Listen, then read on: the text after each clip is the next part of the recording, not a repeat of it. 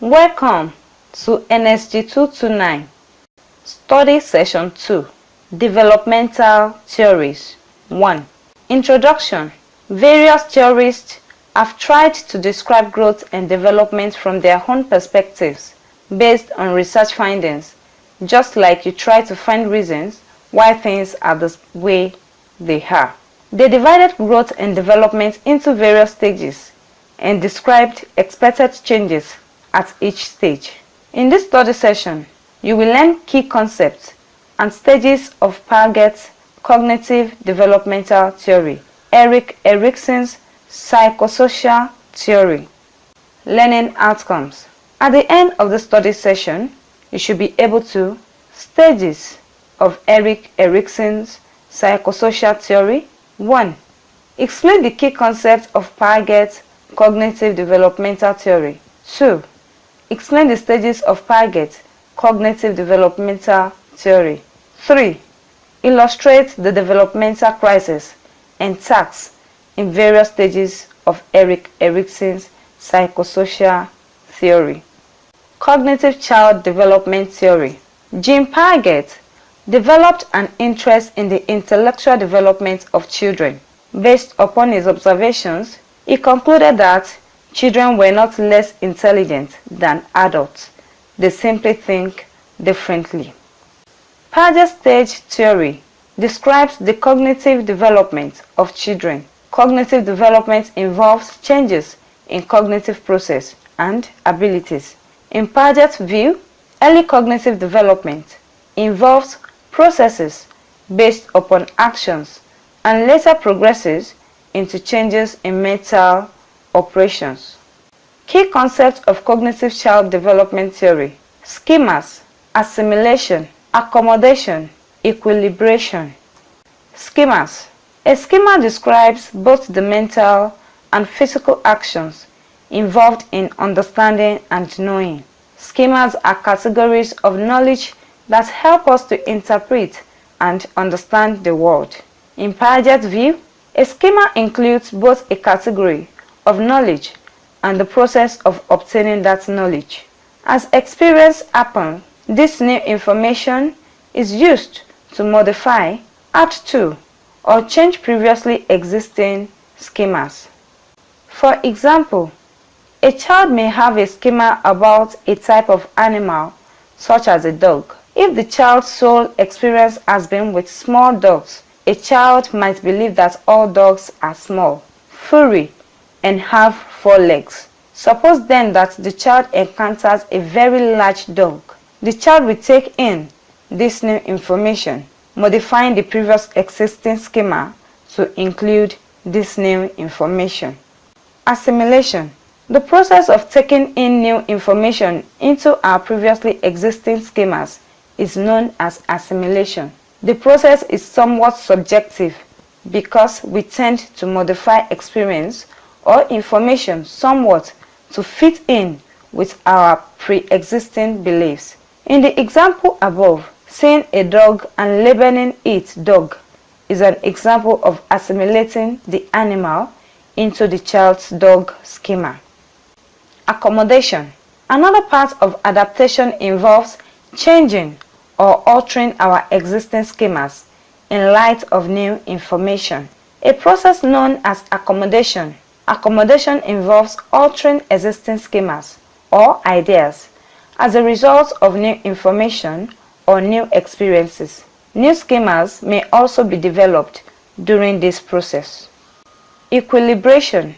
Piaget believed that all children try to strike a balance between assimilation and accommodation, which is achieved through a mechanism Piaget called equilibration. As children progress through the stages of cognitive development, it is important to maintain a balance between applying previous knowledge, assimilation, and changing behavior to account for new knowledge, accommodation.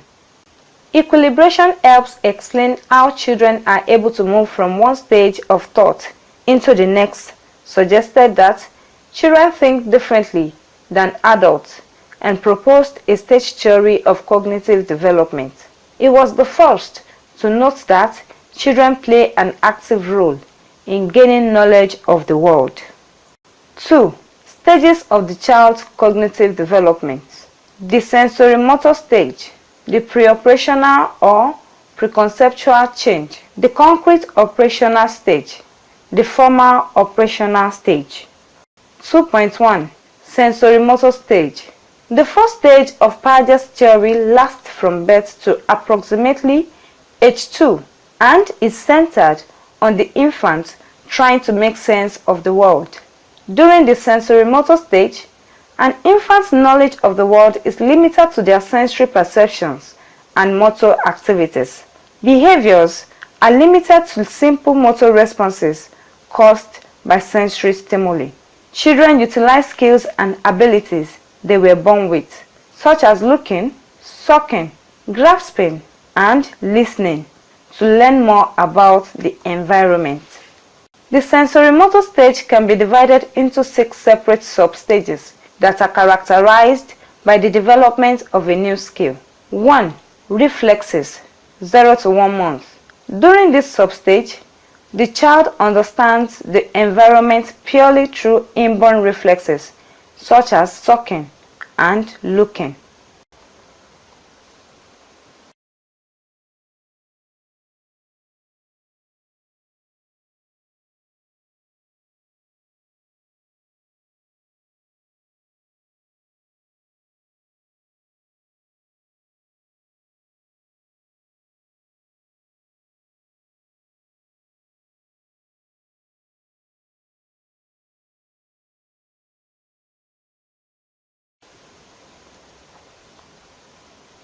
Secondary secular reactions, 4 to 8 months.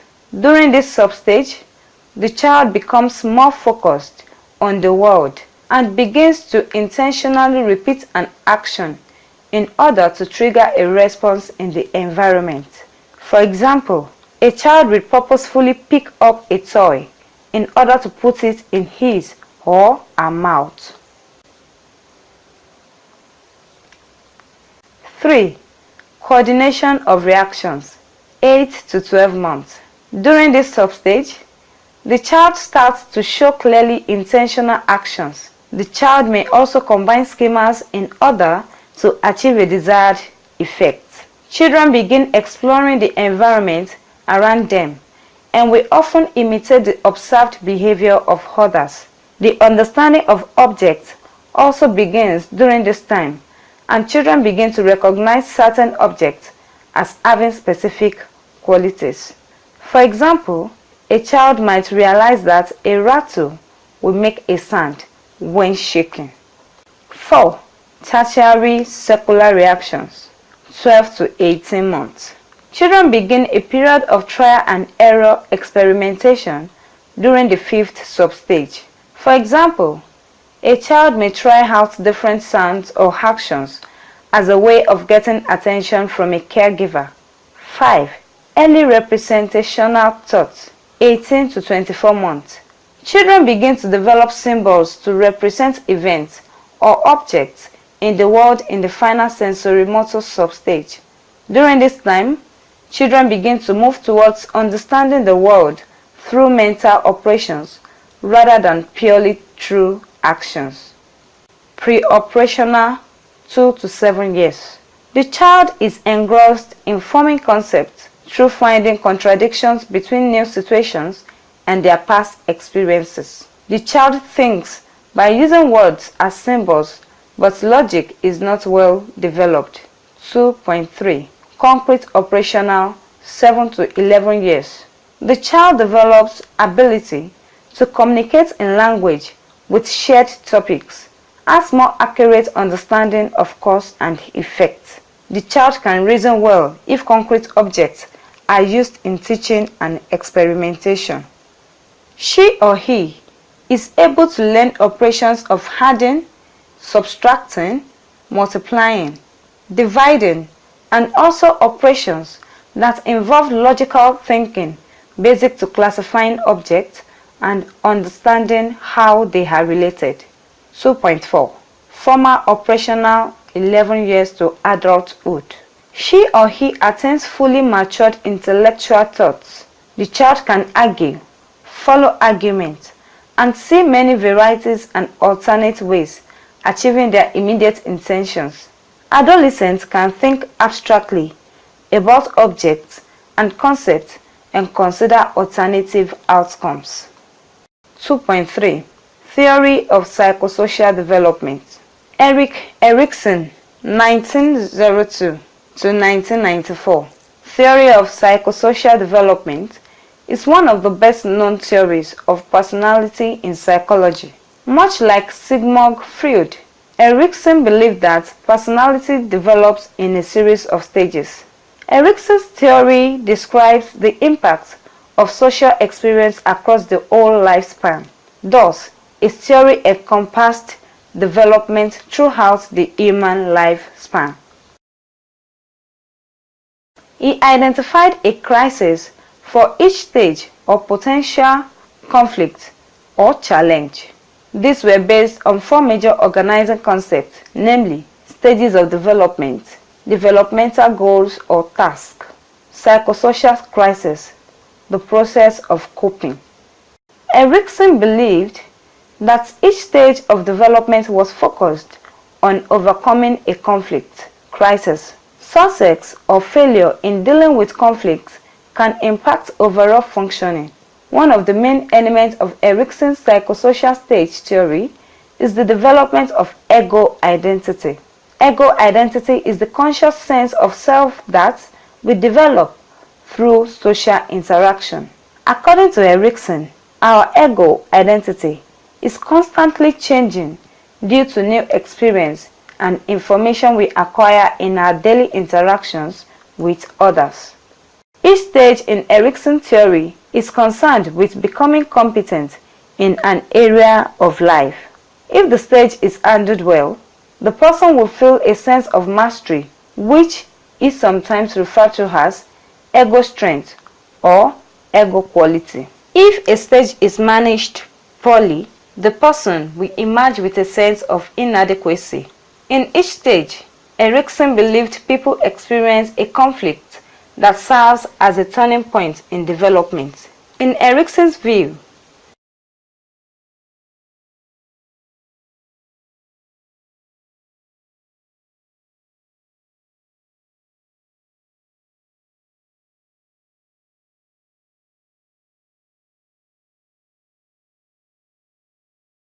(2.3.1) Stages of Psychosocial Development. Erikson's theory of psychosocial development is in different stages. They are as follows. Psychosocial Stage 1. Trust versus mistrust. Psychosocial Stage 2. Autonomy versus shame and doubt. Psychosocial Stage 3. Initiative versus guilt. Psychosocial Stage 4.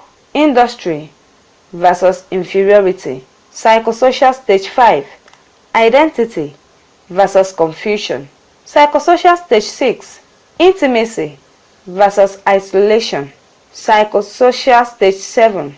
Generativity versus stagnation. Psychosocial Stage 8. Integrity versus despair. Psychosocial Stage 1. Trust versus mistrust. The first stage of Erikson's theory of psychosocial development occurs between birth and 1 year of age and is the most fundamental stage in life. Because an infant is utterly dependent, the development of trust is based on the dependability and quality of the child's caregivers. If a child successfully develops trust, he or she will feel safe and secure in the world. Caregivers who are inconsistent, emotionally unavailable, or rejecting contribute to feelings of mistrust in the children they care for. Failure to develop trust will result in fear and a belief that the world is inconsistent and unpredictable. Psychosocial Stage 2. Autonomy versus shame and doubt. The second stage of Erikson's theory of psychosocial development takes place during early childhood and is focused on children developing a greater sense of personal control. Erikson believed that toilet training was a vital part of this process. Other important events include gaining more control over food choices, toy preferences, and clothing selection. Children who successfully complete this stage feel secure and confident, while those who do not are left with a sense of inadequacy and self-doubt. Psychosocial stage 3. Initiative versus guilt.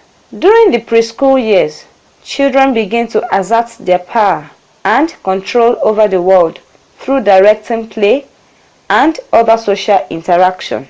Children who are successful at this stage feel capable and able to lead others. Those who fail to acquire these skills are left with a sense of guilt, self-doubt, and lack of initiative.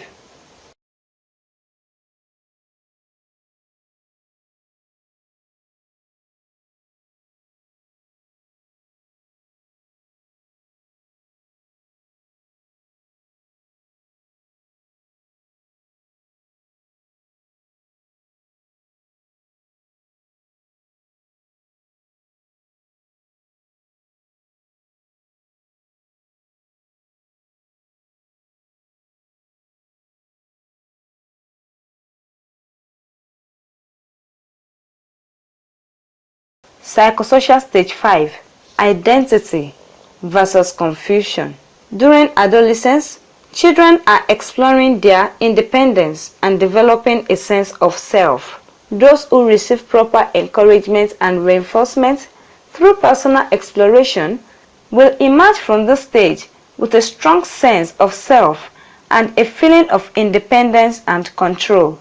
Those who remain unsure of their beliefs and desires will insecure and confused about themselves and the future. Psychosocial stage 6. Intimacy versus isolation. This stage covers the period of early adulthood when people are exploring personal relationships. Erikson believed it was vital that people develop close, committed relationships with other people. Those who are successful at this step will develop relationships that are committed and secure. Loneliness and depression. Remember that each step builds on skills learned in previous steps.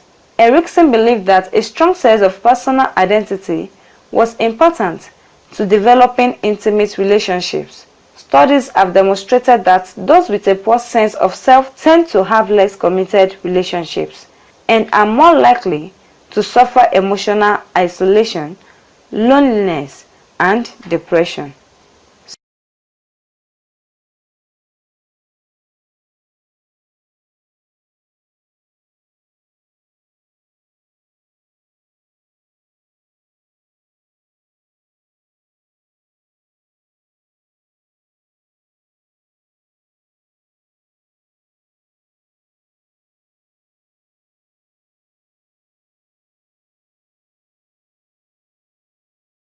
Psychosocial stage 8. Integrity versus despair.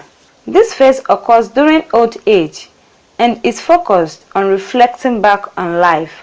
Those who are unsuccessful during this phase will feel that their life has been wasted and will experience many regrets.